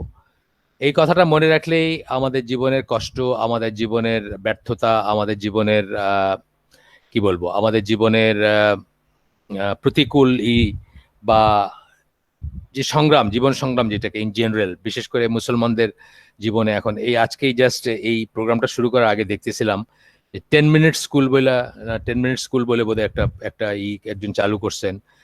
ওইটাতে কিভাবে গে, লেসবিয়ান থেকে শুরু করে লিভিং টুগেদার বা এক্সট্রাম্যারিটাল সেক্স বা আপনার কি বলে নাস্তিকতা, সমস্ত ইসলাম বিরোধী জিনিসগুলা শিক্ষার নামে কিভাবে ইনফিউজ করে দেওয়া হচ্ছে, ঢুকায় দেওয়া হচ্ছে আপনার নাকের ডগার উপরে। এবং আপনি এটা টিচার হয়ে অথবা এটা স্টুডেন্ট হয়ে খুব গর্বিত বোধ করবেন, বা যদি আপনাকে একটা সার্টিফিকেট ধরায় দেয় লাস্টে শেষে, যে আপনি খুব বোধ করবেন। আমার এখনো এটা শোনার পরে আমার ভাইয়ের সাথে কথা হয় নাই। আমার ছোট ভাই, উনি মানে টিচার হিসেবে বেশ ভালো, জাতীয় পর্যায়ের একজন, নানা কিছুতে করেন। তো উনি যখন সিলেক্টেড হইলেন তখন বেশ ওই স্ক্রিনশটটা আমাকে পাঠাই দিয়েছিলেন উইথ এ কি বলবো, মানে স্যাটিসফ্যাকশন যে উনি একটা কিছু হয়েছেন। তো এইটার সাথে যদি যুক্ত হয়ে থাকেন উনি, অথবা এইসব যেখানে হয় সেটার সাথে ভ্যাগলি যুক্ত হওয়াটা তো আমি মনে করি যে বিশাল একটা গুনার কাজ। বিকজ আপনি আসলে কি করলেন, এইটাকেই প্রপাগেট করলেন, এটাকে এস্টাবলিশ করলেন। আপনার একটা দাঁড়িয়ে আছে তো কি হয়েছে, কিন্তু আপনি এটাকে এস্টাবলিশ করলেন যে এটাও ঠিক আছে বা এটাতে কোনো সমস্যা নাই। তো এইভাবে যিনি এটার উদ্যোক্তা, তার কথা আমি শুনলাম কালকে রাত্রি বা পরশুদিন আমার নাতিরা বলতেছিল যে তারা এখানে খেলতে যাইতো, ওইখানে উনি আসতেন এবং উনি হি ইজ এ বিলিভার। উনি সালাম করেন, আসসালামু আলাইকুম বলে কারোর সাথে করেন, প্রপার সালাম করেন, প্রপার করেন, and he is a believer, বা মানে বিশ্বাস, এটা বোঝাই যায় ওনার সাথে কথা বললে। অথচ উনি কিন্তু ইন দ্য নেম অফ কি বলবো, কর্পোরেট কোনো একটা ভিশন মিশন নিয়ে উনি এই শিক্ষার ব্যবস্থা করছেন, এবং এখানে কি হচ্ছে সেটাকে তো উনি মনিটর করেন নাই বা সেটা এনশিওর করেন নাই। এখানে এই সমস্ত জিনিসগুলো বলতেছে যে ইউ ক্যান স্লিপ ওভার, তোমার যারে ভালো লাগে তার সাথে শুইতে পারো রাত্রে। টিচার বলতেছে এখানে, 10 মিনিট স্কুলের টিচার স্টুডেন্টদেরকে বলতেছে। মানে আমি তো এটা দেখি নাই, মানে জাস্ট ওই এক্সাপ্টটা দেখলাম আহমদুল্লাহর একটা আমাদের ম্যারিনার্স গ্রুপে দিছে একজন, আমি সেটা আপনাদের ওই সত্য সন্ধানী বা অন্য গ্রুপগুলোতে দিছি, দেখেন আপনারা। প্রোটেস্ট করছেন উনি, এবং আমাদের প্রোটেস্ট করা উচিত, এবং আমাদের ছেলে মেয়েকে এখানে যুক্ত, মানে এখানে করা উচিত না। আমাদের যদি কেউ এখানে যুক্ত হয়ে থাকে, মানে কেউ যদি শিখতে চায় 10 মিনিটস স্কুল থেকে, এইভাবেই আপনার কাফেরের ডিজাইন গুলা হচ্ছে যে আপনার ভিতরে বিষ ঢুকাই দিবে। এগুলো তার আমাদের নিজের এখান থেকে আসেন, এগুলো তো ওই মানে আমাদের প্রভু যারা, আমাদের কি বলবো, আমাদের মানস প্রভু যারা, আমাদের চিন্তায় চেতনায় যারা আমাদের প্রভু, আমরা যাদের গোলাম ছিলাম, কলোনাইজ ছিলাম, তাদের ওইখান থেকে আসতে দেখেন, খোঁজ করে সেখানে দেখবেন এটার অরিজিন। তো তারা এরকম ভালো জিনিসগুলোর সাথে, in the name of education, in the name of sophistication, in the name of আলোকিতকরণ, আপনাকে মানে এনলাইটেন করার নামে আপনার মানে 10টা ভালো জিনিসের সাথে 2টা বিষ ঢুকাই দিবে, এবং ওই 2টা বিষই আপনাকে বিষাক্ত করে দিবে শেষ পর্যন্ত আর কি। যাই হোক, আপনাদের অনেকের ছেলে মেয়ে হয়তো 10 মিনিট স্কুলে থাকতে পারে, বা না থাকলেও আপনাদের হয়তো একটা সে থাকতে পারে, এই জন্য বললাম। অ্যাপারেন্টলি কত ভালো মনে হবে যে কত ভালো একটা এফোর্ট, বা কত ভালো একটা ঘরে বসে পড়াশোনা শিখবে, বা অল্প সময়ের ভিতরে শিখবে। কিন্তু একদম স্পষ্ট তো বললো, একটাতে দেখলাম ওই 4বার খোঁচা খোঁচা দাঁড়িয়ে আছে যে লোকটা বলতেছে, এই জাস্ট হয়তো 5 সেকেন্ডের একটা ছিল ওই আহমদুল্লাহর ওই ইসের ভিতরে, সে বলতেছে ইউ ক্যান স্লিপ ওভার, মানে যার সাথে ইচ্ছা তার সাথে ঘুমাইতে পারো। এগুলা 9-10-এর আমরা তো এমনিই জানি, মাধ্যমিক পর্যায়ে বলছি না 60%-এর বেশি অলরেডি জীবনের আস্বাদন করছে, আর বাকি যা 40% আছে তাদেরকেও অ্যাপ্রিসিয়েট করতেছে যে এটা করতে পারো, এটা কইরো। ওই হুমায়ুন আজাদ যেরকম করতো আর কি, ছেলে আর মেয়ে পাশাপাশি বসে থাকলে তাদের একজনের হাত আর একজনের হাতের ভিতরে ঢুকাই দিত, যে বলতে এইভাবে বসো, এইভাবে বসাটা ঠিক আর কি।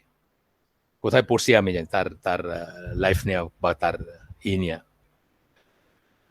যাই হোক, আমি তো মনে করি কুলাঙ্গার টিচার এগুলা, যারা এগুলা এগুলা in the name of teaching করে এবং যারা এগুলাকে প্রোপাগেট করে এবং যারা এগুলোকে ফ্যাসিলিটেট করে সবাই। যাই হোক, আসি আমরা। লাইফ ইজ এ টেস্ট, জীবন হচ্ছে একটা টেস্ট, এটা একটা মূল কথা সবসময় মাথায় রাখবেন যে life is a test, life is all about test.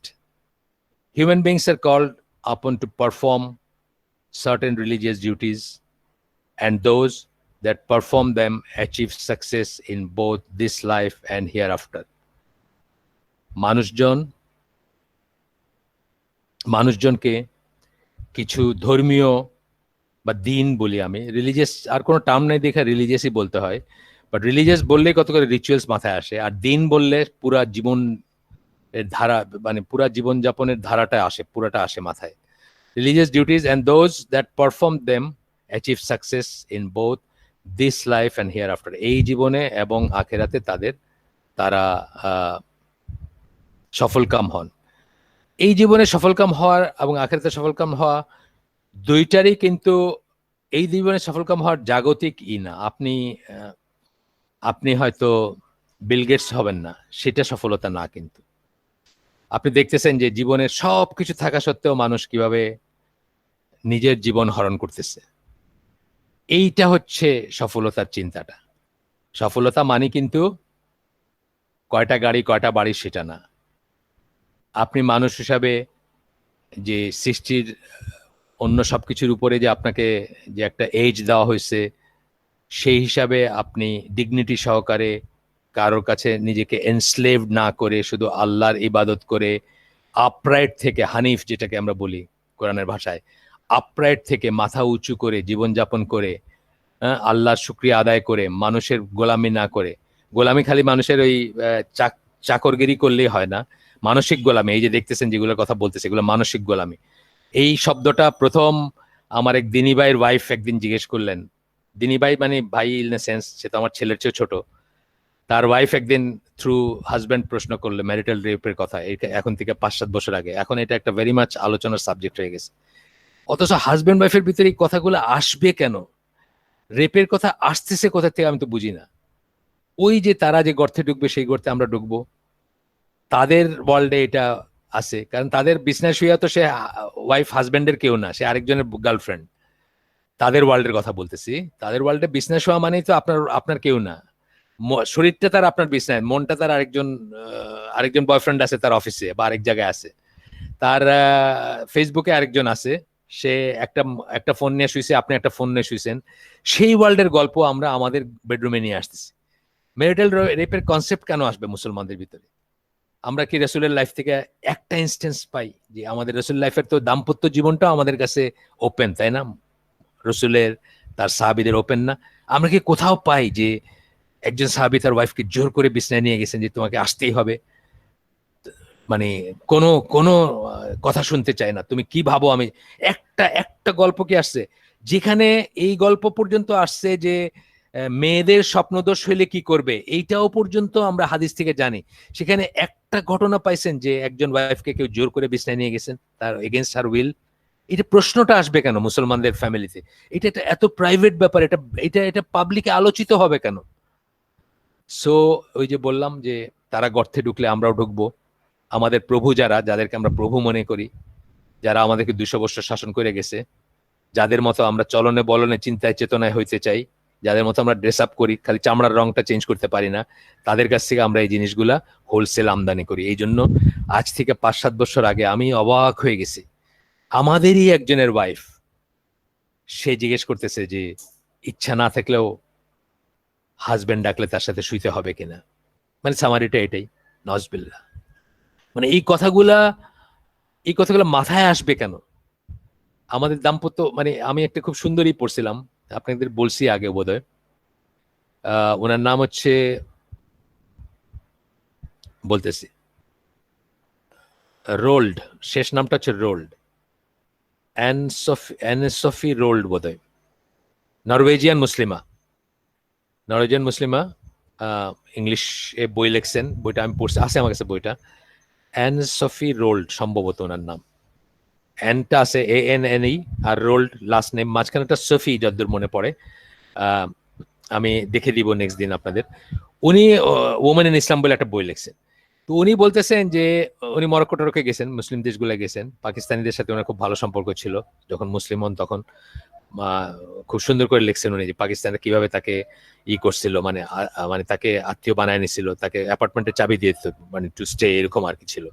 তো উনি বলছেন খুব সুন্দর করে যে ওয়েস্টার্ন ওমেনরা ইসে গিয়ে, আলজেরিয়া গিয়ে, মরক্কো গিয়ে মেয়েদেরকে তাদের রাইট টু ডিভোর্স এটা বুঝাইতেছে, যে তাদের যে একটা রাইট আছে ডিভোর্সেরই। তো উনি বলতেছেন যে মুসলমান দেশে এগুলা কেন সময় ক্ষেপণ করতেছে, ওয়ের মুসলমান মেয়েরা তাদের বিয়েটা যেন জীবনের শেষ পর্যন্ত টিকে থাকে, সেই জন্য আপ্রাণ চেষ্টা করতেছে, আল্লাহর কাছে দোয়া করতেছে, সেইভাবে চলার চেষ্টা করতেছে। সেইখানে তাদেরকে ডিভোর্সের রাইট বোঝানো তো একটা উলুবনে মুক্ত ছড়ানোর ব্যাপার, তারা তো ডিভোর্সের রাইট চাচ্ছে না তোমার কাছে।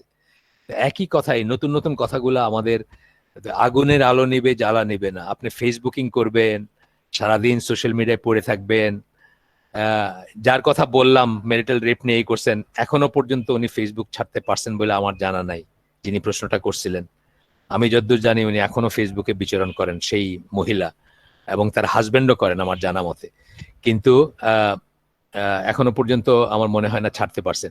তো আপনি আগুনের আলো নিবেন জ্বালা নিবেন, আপনি ফেসবুকিং করবেন, এটা করবেন ওটা করবেন, আপনার মনে এই প্রশ্ন আসবে, এটা থেকে অশান্তি আসবে, অ্যান্ড সো অন।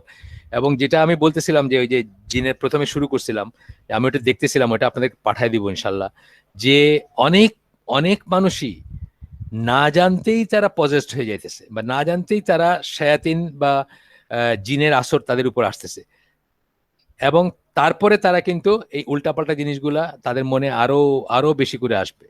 মানে আপনার লাইফস্টাইলটা পুরাটা যদি আল্লাহর মতো হয়, তাহলে এই সমস্ত ভেজালগুলো আপনার ভিতরে ঢুকবে না।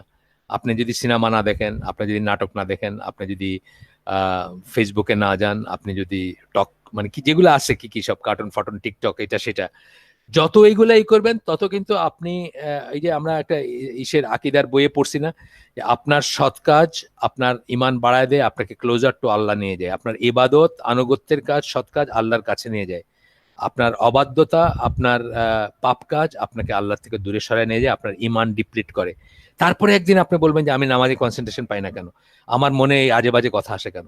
আমাকে একজন মহিলা বলছেন যে নামাজের ভিতর মনে হচ্ছে যে উনি নাস্তিক হয়ে গেছেন, নামাজ পড়ার কি মানে, এটা ওনার ওনার ভিতরে আসছে। এইগুলো আসবেই যখন আপনি এক্সপোজড, এইভাবে আপনি নিজেকে যখন এক্সপোজ করবেন শায়াতিনদের কাজের প্রতি, শায়াতিনদের মেটেরিয়ালের কাছে যখন এক্সপোজ করবেন, তখন আপনার মনে এই সমস্ত জিনিসগুলোই আসবে। আচ্ছা, এরপরে বলতেছেন যে those who don't perform them fail, যারা যেগুলো আল্লাহ বলে দিছেন, যারা সেগুলো পারফর্ম করতে পারেন না তারা ফেল করে গেলেন, and depending on the duty they neglect to perform, their final destination can be eternity in the hellfire. Depend করে তারা কি কতটুকু ফেল করলেন। যদি টোটাল ফেল করে থাকেন, বা মানে মেইন পয়েন্টগুলো ফেল করে থাকেন, যেমন ধরেন তৌহিদের উপরে আসলেন না বা করলেন না, তাদের ডেস্টিনেশন হইতে পারে চির জাহান্নাম হইতে পারে। Certain religious duties can be difficult for certain people to perform. After all, man, as Allah of course knows, is weak. কিছু কিছু রিলিজিয়াস ডিউটি কিছু কিছু মানুষের জন্য পারফর্ম করা কঠিন হইতে পারে, আল্লাহ সেটা জানেন, কারণ আল্লাহ মানুষকে উইক করে বানাইছেন। এই উইক কথাটা খুব ইম্পর্ট্যান্ট একটা কথা। এই উইক বলতে অ্যাকচুয়ালি বোঝানো হয়েছে ম্যান কথাটা কিন্তু আসছে এখানে, ম্যান মানে এখানে পার্টিকুলারলি পুরুষের কথা কিন্তু বলা হয়েছে, পুরুষ মানুষের কথা বলা হয়েছে, ক্রিয়েটেড উইক, ব্র্যাকেটে দেওয়া হয়েছে cannot be patient to leave sexual intercourse with women. এখানে কিন্তু উইক বলতে সেক্সুয়ালি উইক বোঝানো হয়েছে। ইসলাম হচ্ছে একমাত্র দিন যারা মানুষের জীবনের সবচেয়ে বড় এই চালিকা শক্তিটাকে অ্যাকনোলেজ করে, অ্যাপ্রিসিয়েট করে এবং এটা ফুলফিল করার বৈধ ব্যবস্থাকে অ্যাসার্টেন করে। একমাত্র দিন দুনিয়াতে আমি যত লিটারেচার পড়ছি, আর কেউ এই জিনিসটাকে কোনো দিন এই জিনিসটাকে এই পর্যায়ের ইম্পর্টেন্স দেয়া এবং এই পর্যায়ের ফ্যাসিলিটেট করে নাই, ব্যবস্থা করে দেয় নাই যাতে এইটা মানুষের ফুলফিলড হয়। এবং ওইখান থেকেই কিন্তু এই কথাটা আসছে যে একজন ওয়াইফ যে ডেপ্রাইভ করলো মানে কি, out of for nothing deprive করলো, ফর নাথিং ডেপ্রাইভ করলো বা ফর নাথিং সেই করলো, মানে হাজব্যান্ডের একটা ইমোশন বুঝলো না, সেই কথাগুলো আসছে। এখানে তার ইচ্ছার বিরুদ্ধে আসতেছে না, এখানে তার শারীরিক অক্ষমতার ব্যাপার আসতেছে না, তার শরীর খারাপ মাথা ব্যথা করতেছে এটা আসতেছে না। কিন্তু এইটা এতই ইম্পর্ট্যান্ট একটা জিনিস, ইম্পর্টেন্স বোঝাইতে গিয়ে কিন্তু ওই ওই কথাগুলো সব আসছে। এবং আসলে কিন্তু আপনার জীবনের সমস্ত পাপ কাজ, সমস্ত অশান্তির একটা রুট রিজন হচ্ছে এটা, যে আপনি এটাকে যেভাবে অ্যাড্রেস করা উচিত ছিল সেইভাবে অ্যাড্রেস না করে বিকৃত পন্থায় অ্যাড্রেস করছেন। আপনার বাবা মনে করে যে আগে আপনার পড়াশোনাটা শেষ হোক, এখনই বিয়ে করলে তো আপনার পড়াশোনাটা নষ্ট হয়ে যাবে। সে আপনাকে জাহান্নামের পথে, পাপের পথে ঠেলে দেয়, আপনার সমাজ ঠেলে দেয়, আপনার বাবা ঠেলে দেয়, আপনার মা ঠেলে দেয়, আপনি নিজেও যান ওই পথে, আপনি নিজেও মনে করেন এখনই কি, আপনি নিজেও মনে করেন এখনই কি। যাই হোক, সেটা আমাদের ছিল না। সূরা নিসার 28 নম্বর আয়াত, এখানে ম্যান ওয়াজ ক্রিয়েটেড উইক বলতে এই উইকের মিনিং এখানে এইটা, এটা বুঝতে হবে। One of the main features of Islam is that in it Allah has legislated laws that are meant to remove hardship and difficulties from people's life. মানুষের জীবন থেকে হার্ডশিপ মানে কাঠিন্য এবং অসুবিধাগুলো দূরীকরণ। আপনাকে আপনার বিয়েকে, যেটা বললাম উইক বলতে গিয়ে যে কথাটা আসলো, কত সহজ করে দেওয়া হয়েছে। কোনো লগ্ন নাই, কোনো দিন নাই, কোনো কুষ্টি নাই, কোনো মহরম নাই, কোনো, আমরা একসময় শুনছি মহরমে বিয়ে করা যায় না, কোনো মহরম নাই, কোনো রামাদান নাই, আপনার লোহার আংটি, তা আপনার লোহার আংটি, আপনার কি বলে সুরা, শুধু সুরা, কিছু নাই আপনার কাছে, সুরা জানেন, ওটা শোনায় দেন, শিখাই দেন, সেটা দিয়েও বিয়ে করতে পারেন। কত সহজ করা হয়েছে, ডিফিকাল্টি দূর করে দেওয়া হয়েছে আপনার কাছ থেকে। Some of those legislations might be seemingly difficult, কিছু কিছু সিমিংলি ডিফিকাল্ট মনে হতে পারে, যেমন রোজা। যারা জীবনে রোজা রাখেন না তারা কল্পনা করতে পারেন না যে একদিন সকাল থেকে বিকাল পর্যন্ত কেউ কিছু খাবে না। তো আমরা আজকের জন্য এখানে শেষ করে দিচ্ছি, ইনশাল্লাহ এখান থেকে নিয়ে অনওয়ার্ড আমরা আগামী দিন পড়বো যে কোরআনের এইম গুলার ভিতরে আমরা সেকেন্ডটাতে আসি, সেকশন 2, যে জীবন থেকে ডিফিকাল্টি রিমুভ করা, জীবন থেকে আপনার কষ্ট বা অসুবিধাগুলোকে রিমুভ করা, সহজ করে দেওয়া, সেটা আমরা সেখানে আসি। ইনশাল্লাহ আমরা এখান থেকে কন্টিনিউ করব। আজকের জন্য আমরা এখানে শেষ করে দিচ্ছি। সুবহানাকা আল্লাহুম্মা বিহামদিকা আশহাদু আল্লা ইলাহা ইল্লা আনতা আস্তাগফিরুকা ওয়া আতুবু ইলাইক। আমরা যা শুনলাম তার ভিতর ভালো কিছু শুনে থাকলে সমস্ত প্রশংসা আল্লাহর, আর যদি খারাপ কিছু শুনে থাকি সমস্ত ব্যর্থতা আমার এবং সেটা শয়তানের তরফ থেকে। আল্লাহ আমাদেরকে তৌফিক দেন যা ভালো শুনলাম তার উপর আমল করার। আপনাদের যদি কোনো বিশেষ প্রশ্ন থাকে রিলেভেন্ট, আমাদের সময় শেষ, কিন্তু আপনাদের যাদের তাড়া আছে যেতে পারেন, কোনো সমস্যা নাই, হয়তো কেউ কেউ চলেও গেছেন অলরেডি। আর যদি কোনো বিশেষ প্রশ্ন থাকে, বিশেষ প্রশ্ন বলতে এই যে এই ইসের মানে রিলেভেন্ট আমরা জানিয়ে কথা বললাম, তার সংশ্লিষ্ট কোনো প্রশ্ন থাকলে ইনশাল্লাহ আমি সেটা আনসার দেওয়ার চেষ্টা করব। স্যার আসসালামু আলাইকুম। ওয়ালাইকুম স্যার সালাম। এই যে আমাদের দাওয়াতের ক্ষেত্রে মাঝে মধ্যে দেখা যায় কিছু ব্যাংকার একসেপ্ট করেন, আলহামদুলিল্লাহ। তো ওনাদের ব্যাংক লোন নেওয়া আছে, অনেক ব্যাংক লোন নেওয়া আছে ওই ব্যাংকের চাকরির সুবাদে। এখন ওরা ফার্দার, আমরা তো দাওয়া দিচ্ছি, একসেপ্ট করলেন, এরপরে কি আমাদের উপর কোনো দায়িত্ব বর্তায় যে তাকে সেখান থেকে বের করে নিয়ে আসা, কারণ সে বের হতে পারছে না লোনের কারণে? এটা স্যার প্রথম প্রশ্ন। দ্বিতীয় প্রশ্নটা হচ্ছে স্যার, এই যে যেমন একাডেমিতে, মেইন একাডেমিতে জয়েনিং এর জন্য স্পষ্ট দেওয়া হয় যে যদি ম্যারিড হয় তাহলে জয়েন করতে পারবে না। সেক্ষেত্রে আমরা যারা চেষ্টা করব যে আমাদের ছেলে মেয়েকে 18 বছর বয়সে ইনিশিয়ালি বালেগ হলে বিয়ে দিয়ে দিতে, সেক্ষেত্রে কি আমরা মানে যে কিছু প্রবলেম ফেস করতে পারি, এটা নিয়ে যদি একটু বলতেন স্যার। আসসালামু আলাইকুম। ওয়ালাইকুম সালাম ওয়া রাহমাতুল্লাহি ওয়া বারাকাতুহু। ব্যাংকারদের ব্যাপারে অবশ্যই তাদের সাথে একটা লিংক রাখা উচিত, উইক লিংক হলেও রাখা উচিত। তবে আমি চেষ্টা করে অনেকভাবে চেষ্টা করছি এবং দেখছি যে তারা যে কারণে বাইর হয়ে আসতে পারেন না সেটা জাগতিক, সেটা লাইফ সেভিং কিছু না, জাগতিক ঐশ্বর্য কেন্দ্রিক ব্যাপার। এবং আল্লাহ তাদেরকে হেফাজত করুন। আপনি তো সেদিনই বলতেছিলাম একজনকে যে ডক্টর সাইফুল্লাহ বললেন একটা হালাকায় যে আব্দুল আজিজ বিন বাজের ফতোয়া বললেন যে তাদের জন্য ভিক্ষা করা জায়েজ আছে, মানে সুদ খাইতে হবে, সুদের সাথে সংশ্লিষ্ট থাকতে হবে। যদি এইরকম একটা হয়ে যায় যে মাস্ট, যে একজন একজন সুঠাম দেহি যুবক ধরেন, সে আর কিছু করতে পারতেছে না, শুধু সুদের চাকরি সুদের কাজই করতে হচ্ছে, তার জন্য ভিক্ষা করা জায়েজ আছে। আব্দুল আজিজ বিন বাজের ফতোয়া, এটা ডক্টর সাইফুল্লাহ একটা হালাকায় বলছেন, চাইলেই খোঁজ করলেই পাওয়া যাবে এটা।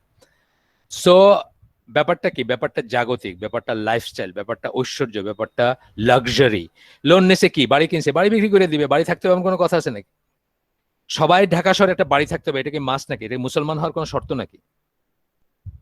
সবাই একটা গাড়ি থাকতে হবে, এটা মুসলিম হওয়ার কোনো শর্ত?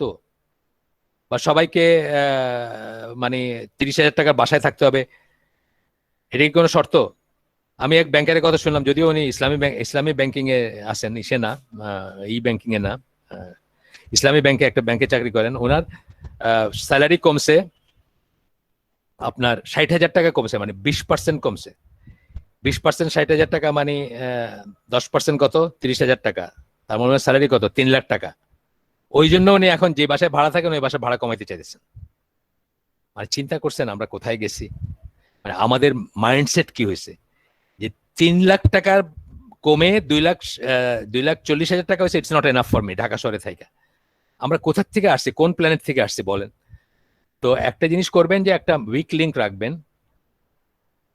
দাওয়াত দেওয়ার পরে, দাওয়াত ইসের পরে সাহায্য করার চেষ্টা করবেন। সাহায্য বলতে কি, যার সাথে মানুষ যার সাথে থাকবে, যার সাথে মানে তার কম্পেনিয়নের দিনের উপর থাকবে, যাকে ভালোবাসবে তার সাথে কিয়ামত, তাই না? এই কথাগুলো অন্তত মানে মনে রেখে তার সাথে যদি থাকেন, তার সাথে তাকে যদি সঙ্গ দেন, তাকে যদি নিয়ে আসেন হালাকায়, নিজের কাছে নিয়ে আসেন, একটা উইক লিঙ্ক থাকে, হয়তো উনি একসময় ই করবেন। কিন্তু ব্যাংকারদের ছাড়াটা ইজ ভেরি ডিফিকাল্ট। আমি এই পর্যন্ত একজনকে মাত্র চিনি, একজনকে চিনি যিনি ব্যাংকের চাকরি ছেড়ে এখন প্রাইভেট ইউনিভার্সিটির টিচার বা এই ধরনের কিছু করতেছেন। আর বাকি যাদেরকে দেখছি তাদেরকে চাকরির ব্যবস্থা করে দিয়ে আমি ছাড়াইতে পারি নাই, চাকরির ব্যবস্থা করে দিয়ে আমি ছাড়াইতে পারি নাই। তাদের ভিতরে একটা ভয় কাজ করে যে ওই যে এন্ড অফ দ্য টানেল বলেন একটা কথা, যে এত লাক্সারির একটা লাইফ, মানে আপনাকে করাপ্ট করে দেয় প্রথমেই, টাকা দিয়া, পয়সা দিয়া, লোন দিয়া, তারপর একটা ভয় জাগে। এন্ড অফ দ্য টানেল একটা কথা আছে না, যে আপনার একটা টানেলের মাঝামাঝি আসছেন, পেছনটাও অনেক দূরে, সামনেরটাও আলো দেখতেছেন না, তখন আপনার ভিতরে একটা ভয় কাজ করে, আমি কি যাইতে পারবো ওই পর্যন্ত? তো এইভাবে তারা একটা স্টেপ নিতে পারেন না। আমি একজনকে শুধু চিনি ব্যাংকারদের ভিতরে যিনি এখান থেকে বাইর হয়ে আসছেন। সেকেন্ড প্রশ্নটা ছিল মেরিন একাডেমির কথা। এখানেও মেরিন একাডেমিতে আর্মিতে জয়েন করা লাইফ সেভিং কিছু না, জীবন রক্ষাকারী কিছু নাকি, কিছু না। একটা একটা ছেলে কবিরা গুনায়, একবারই কবিরা গুনায় লিপ্ত হবে, এইটার থেকে তারা বাঁচানো তো মেরিন একাডেমি, মিলিটারি একাডেমি যাওয়া হচ্ছে ইম্পর্টেন্ট। কি হবে মেরিন একাডেমি, মিলিটারি একাডেমি গিয়ে? ওই সিস্টেমের ওই সেনহার্টস আর কি বলে ওয়েস্ট পয়েন্ট বা কি আমাদের যেগুলো আছে আর কি, যা আমাদের প্রভুদের যে জায়গাগুলা, ওই সিস্টেমের একটা ব্যারেল চেস্টেড জেনারেল হবে আর কি। হয়ে আমার কি লাভ, দুনিয়ার কি লাভ, ইসলামের কি লাভ? বুঝছেন না? যদি আল্লাহর দিন, আল্লাহর ফরজ ওয়াজিব, হালাল হারাম রক্ষা করে কিছু হওয়া যায়, হবে। তা নাইলে প্রথমেই তো শেষ হয়ে গেল, প্রথমেই কম্প্রোমাইজ হয়ে গেল। আমরা ভুল করছি, আমাদের ছেলে মেয়েদেরও আমরা ঠিক পথে পরিচালনা করি নাই হয়তো, কিন্তু আমি ভুল করছি দেখে আপনি করবেন, আপনি করছেন দেখে আপনার ছেলে করবে, এমন তো কোনো কথা নাই। এক সময় তো আমরা এটাকে স্টপ করতে পারি।